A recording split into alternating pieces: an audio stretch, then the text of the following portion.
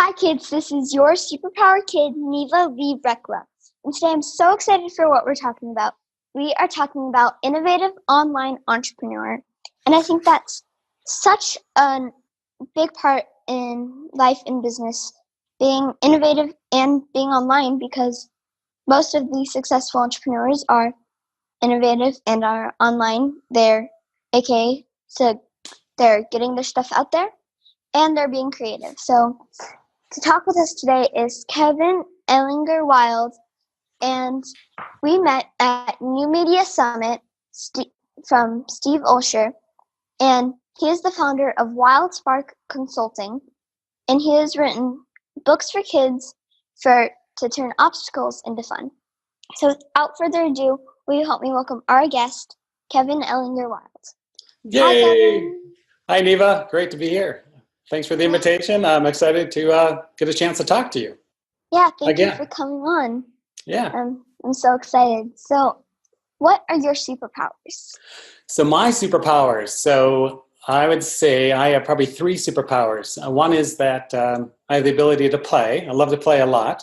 So I grew up in a large family. So now, Neva, are you an only child or do you have siblings?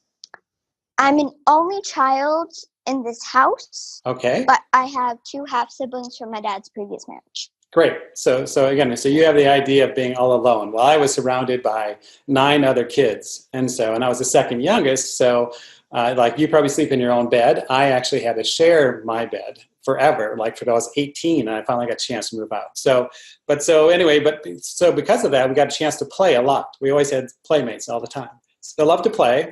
I love to draw. So here's just a little picture in the back, but That's awesome. I do a lot of fun little drawings and stuff like that. I was actually on an airplane flight once with a 5-year-old sitting next to me, and I showed him a little trick about how he could draw different pictures, make animals just out of basically a few shapes. And again, so we had a great time with that. That's awesome. And then I also have a superpower of just having a great imagination. And so one of the ways I do that is I play a game called What If? And so the idea what if we could breathe underwater? So just you and I can play this idea. Just what if? Okay, so what if we could breathe underwater? How would that be something different? We'd probably have cities underwater, be able to walk in and out of the ocean, do whatever we'd want. And so all the different fish would be like pets and maybe more like friends. And so a lot of different things like that. And then, so cool. What if we were all the same color? So what's a favorite color for you? Probably turquoise. Okay, so imagine that everybody in the whole world was turquoise. So there wouldn't be any race, there wouldn't be anything, and we just all happen to be the same color. And so because of that, then there'd be less bullying, less pushing around. People just wouldn't make fun of other people because they're a different color. It'd just be, we're all the same. And then probably another good one is, one of my favorites is, what would happen if people just never stopped growing? So imagine that, so your mom, let's say at the age of 20 was 6 feet tall. Okay, but by the time your mom turns 40, she's 12 feet tall. And then she keeps on growing, so that by the time she's 60, she's 18 feet tall. Or she gets to be like your grandma's age. So let's say your grandma was 80. So then your grandma would be 24 feet tall. So we just keep growing and growing and growing. Okay, so now you would be, say, 4 feet tall, and you'd have a grandma who was 24 feet tall. So it's just really convenient that we actually stop growing. And if we never stop growing, well, then our houses would be different. When you go and sit on grandma's lap, she might crush you. She might actually step on you. She'd have to drive a different car. So a lot of those different what if kind of things, and that's kind of the fun thing. So that's part of that superpower of imagination. Yeah, that's awesome. And yeah, it would be kind of interesting if everyone kept on growing, because then all of our things, like the iPad I'm on, would be like itty bitty. Yeah, that's right. Yeah. And so even like your fork and spoon would have to be like for the grandmother, it'd be huge. The bed your grandma would sleep in would be monstrous. Massive. So totally different. And so it's just one of those things. We don't think about it, but it's really nice in a way that we actually stop growing so we can do that. Yeah. So what does being an innovative entrepreneur mean to you? So being innovative and entrepreneur, first of all, from an innovative standpoint, it's really about being creative. So I mentioned growing up in a big family, and I actually was raised on a small farm. And so we didn't have a whole lot. And so we ended up sharing things, so making the most of what we did have. And so in doing that, it was using our creativity, using our mind. And if something broke, we figure out a way to fix it, using twine string or some other kind of thing, or we just found a different way of doing it. Either we did it by hand or something like that. And so it's really about using that. It's making the most of what you do have. You can't go out and buy everything all the time. And so how do you make the most of what you have in life? And so some of us are born where we have a lot of riches. We have a lot of things that we can access. If we want some new clothes, we go out and buy them. Other people, like with the way I grew up, well, I got hand-me-downs. So I had to wear clothes that my brothers had worn before me, and then you can patch them, you can resew them, you can do whatever to make them the way you want. And so that's really about being innovative, is just making the most of the resources you have. Yeah, I think that's really cool, and that's kind of what I believe. And because I kind of do the same thing, and what you had kind of reminds me of when I was younger. When I was around 1, 2, I actually was on a ranch. So cool. We raised our own food. There was a fire nearby, so we had to move, but it was kind of cool. And we had rabbits and chickens, things like that. So that's what it reminds me of. And it is cool being creative, because some people take what they don't have or what they do have for granted.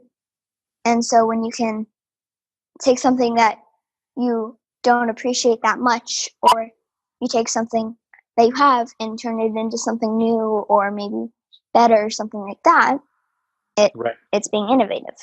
Yeah, and that's a lot. It's just, it's fun. Again, it's even like playing. We didn't have a lot of, say, traditional toys, but if we wanted a car, well, then we just find a rock that looked kind of cool, and that became our car. And we drive through the dirt, and so there's a lot of different ways to have that play, and I think that's true for all kids, but especially even for adults.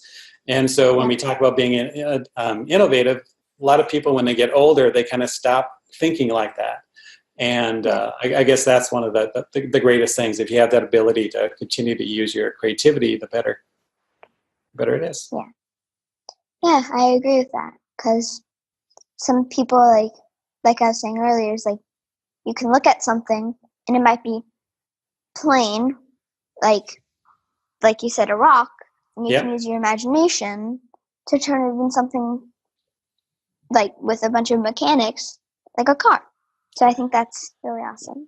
So add to that, so the idea of being innovative really is solving problems. And so sometimes when you solve problems, it's just, so what, even if it's world hunger, or it's, you're trying to have something for supper, and it's like, well, there's nothing in the refrigerator. What am I going to do? What can you figure out? And so innovative is just making, okay, so here's what I do have. So what can we do to solve this problem? What can we do to solve that? And that's how people start companies. That's how they see a problem and they decide, well, I'll just invent this to solve it. That's how they created like solar power and all those different things, is they realized, well, we don't have, say, oil or gas to create energy, but we have sun. So we can use the sun in order to create energy. And so those are the types of ways of being energy and using your imagination. Yeah. So we can actually talk a little bit more about this, but we do have to take a quick break. But will you tell people where they can go to find out more about you? Yes, I'd love to do that.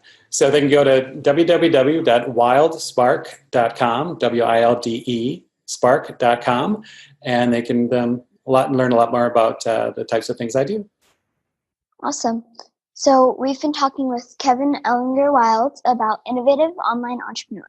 we'll be right back. Are you here to change the world? Do you talk about things like vibration, frequency, awakening, and consciousness? Are you pretty sure you have superpowers? The Superpower Net is unlike normal coaching programs and conscious communities. We provide training, intuitive guidance, peer-to-peer learning, intensive one-on-one coaching, and a high vibrational network of people just like you. When you join the net, you get 24/7 access to a collaborative group of people who support you as you master your personal power and unlock your superpowers. If you're ready to use your superpowers to change the world, then join the Superpower Net today. Visit superpowerexperts.com/the-net to learn more. Okay, we're back, and we've been talking with Kevin Ehlinger Wilde about innovative online entrepreneur. So, Kevin, we are going to do funny FaceTime. So, Sounds what's good. going to happen is we're going to make our funniest faces in 3 seconds. Are you ready? I'm all ready. So Okay. 3, 2, 1.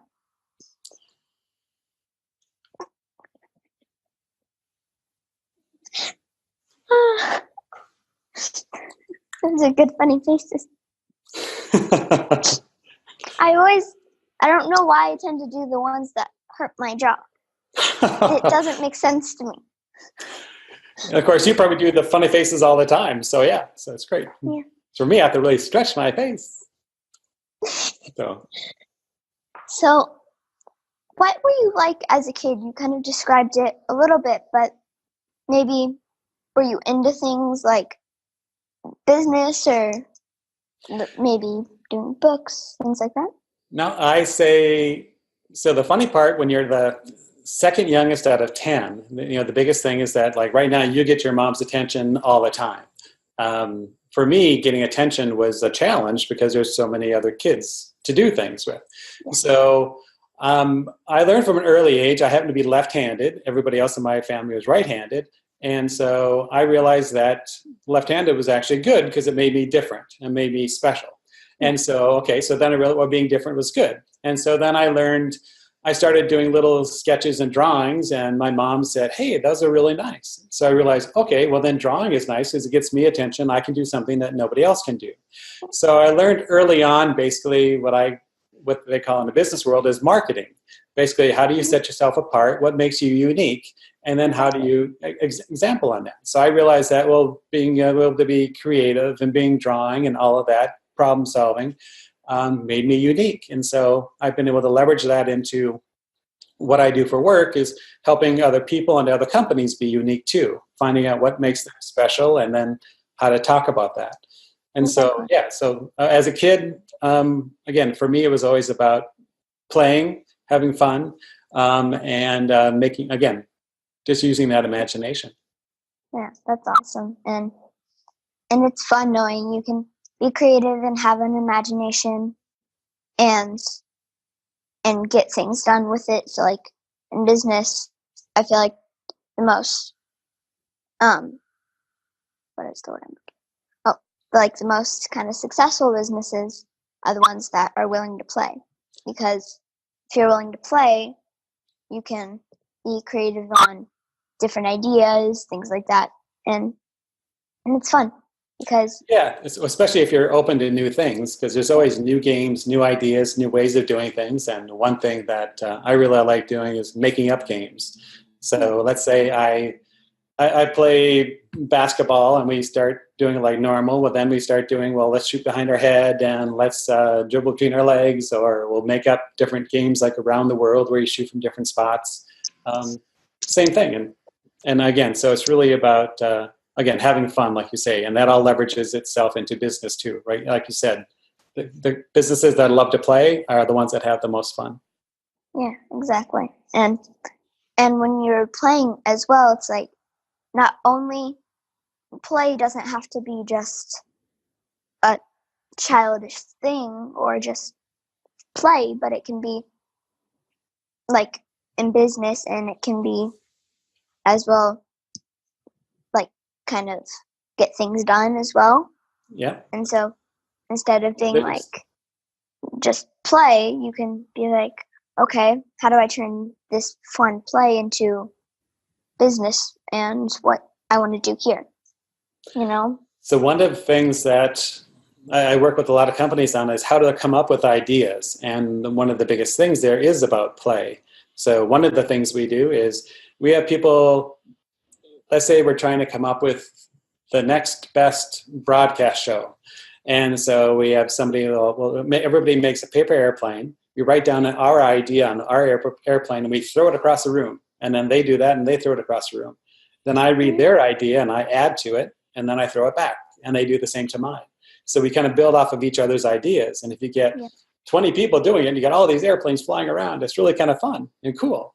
So then we take all of those and we set them aside and then we play a different game. Again, just about to trigger ideas. And again, for a lot of adults, sometimes it's hard to get back into the idea of being a kid again. So by doing these games, it makes it a lot more fun. And they're a lot more creative because of it. Yeah, that's really interesting. And that's cool. Because I think that I look at some adults that I know, and it's like they're a kid at heart. Because I have a friend, he's 18, and he's a kid. He's a big kid. And he plays. And so, like, you can be a kid without having to just resemble a kid, you know? Yeah. I think for some people it comes really easy. And I think for others it's really hard. They like rules, they like a lot of structure, and kids don't necessarily like that. They like the freedom, they like to discover new things.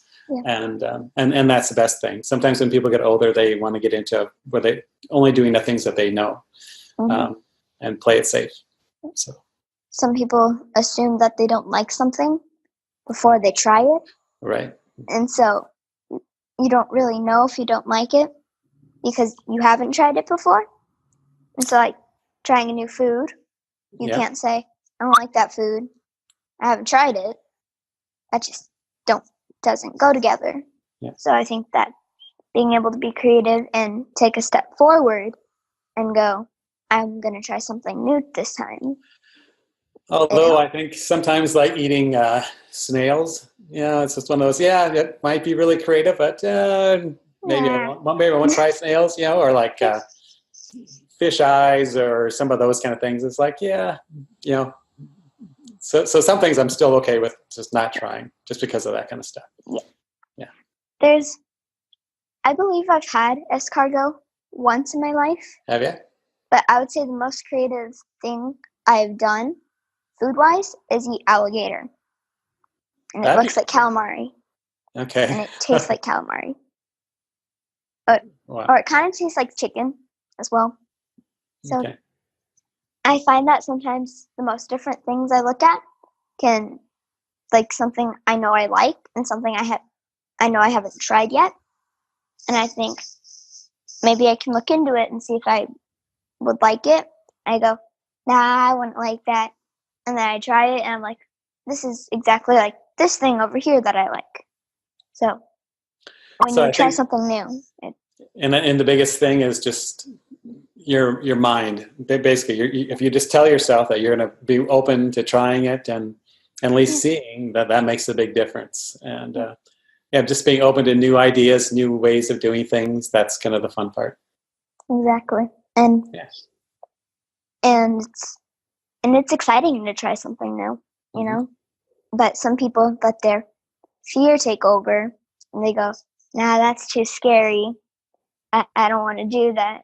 Like, we went indoor skydiving as a family, and I was scared because you go 15 feet up in the air, but I didn't let my fear take over, and I had fun.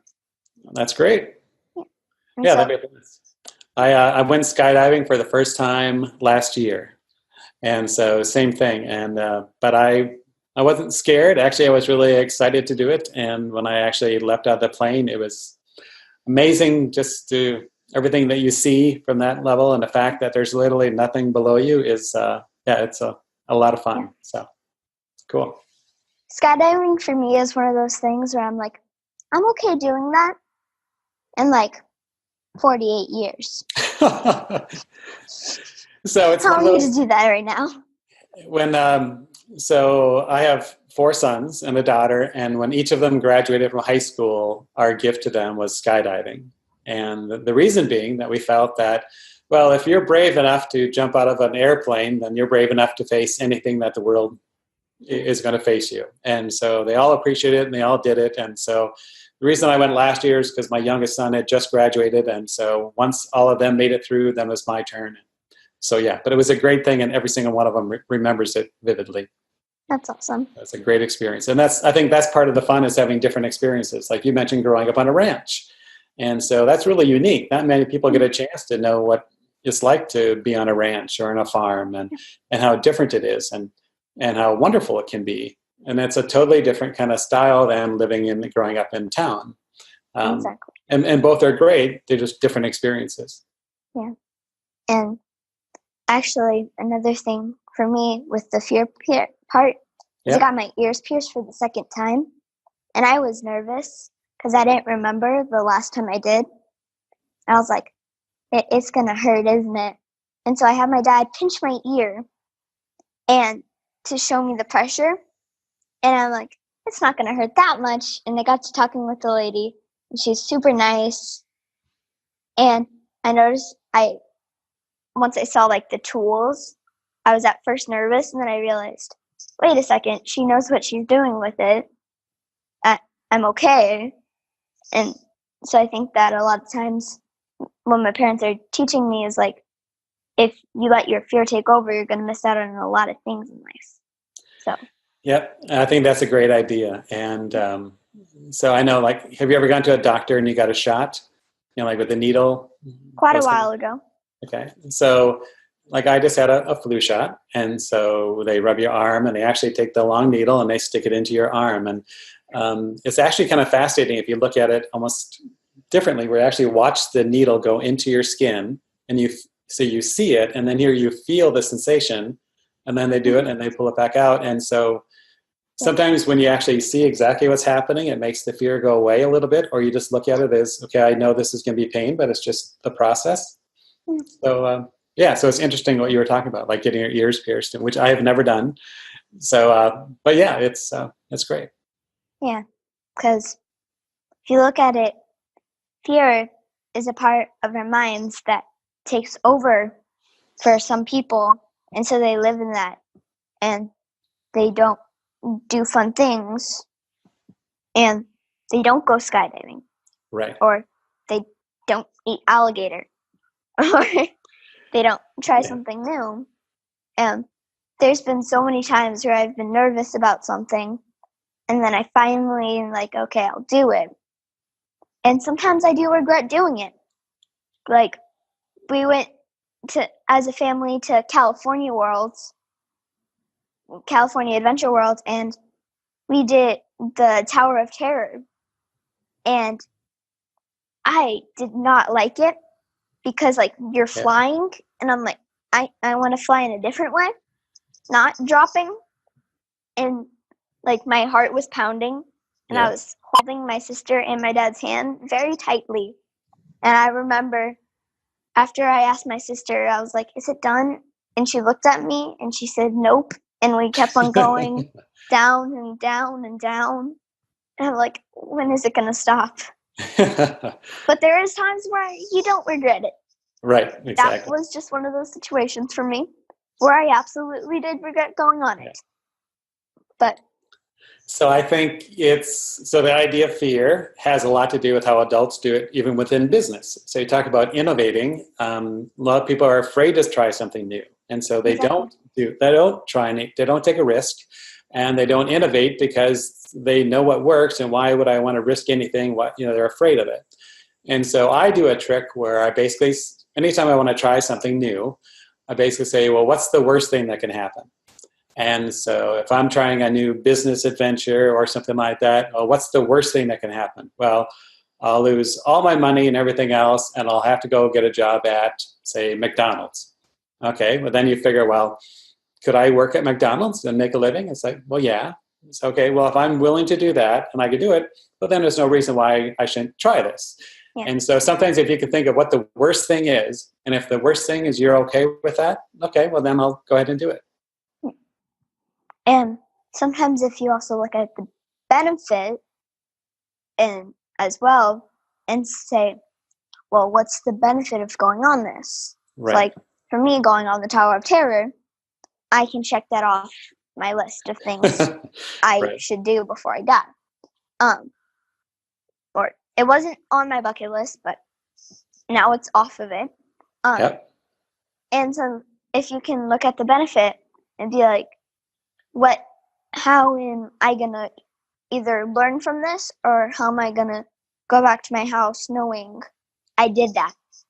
Right. And because like there's moments in time where I'm like having a conversation, like those pictures where there's like the angel on this side, then the devil on this side, and then they're like talking and fighting over what to do. Yeah. That happens for me. And so like the angel's going, this will like benefit, and you'll be able to go back home knowing you did something that you were scared of. Then the devil's going, don't do it, you're gonna die doing it. And so, but if you can like kind of shush those pieces and just go and make the decision from your heart instead of your head, it works. Yeah, that's really a great way of looking at it. And yeah. So to me, it's really, life is really about experiences, really. It's trying something different. And Exactly. Because a lot of people want to just get into conversation and do the same thing every day. But what you remember most is the different things. Every time you travel, that's a new experience. And it's things that you see. Having that experience on a ranch, totally different things. I saw the ocean for the first time when I was 26 years old. It's one of the first times I had flown. And I grew up in Minnesota, where it was really cold. And I got a chance to fly out to California and see the ocean for the first time. And it was incredible. So but again, those are the experiences you don't forget. I've been in plays, I've written, again, books, I've done a lot of different things. And every single one of those just makes you braver and makes you, makes for a more fun life. That's awesome. It's great. So we sadly have to wrap up though. Okay. But will you remind people where they can go to find out more about you? Yep. So they can go to www.wildspark.com. And if they go to wildspark.com/imagine that, they'll get some information on a new book I've written called Imagine That. I'm a polar bear in underwear, which actually started from a what if game, and which is what would happen if it's raining outside and I could be any animal I want to be. So I imagine I'm a polar bear, or I imagine I'm an ant running away from an aardvark, or I imagine I'm a porcupine who nobody wants to play with me because all my quills keep poking them. So what do I do? And so that's what the story is all about. And so that's really kind of fun. But so they can learn more information on there. Awesome. And definitely go check him out because he's amazing. So Kevin, will you join me in the sign-off? I will join you in the sign-off, yes. Awesome. Remember, kids, we all have superpowers, and we can change the world. Awesome. Thank you so much, Kevin. Great. Thanks, Neva. Okay, enjoy yourself. Love ya. Bye. Thanks, you too.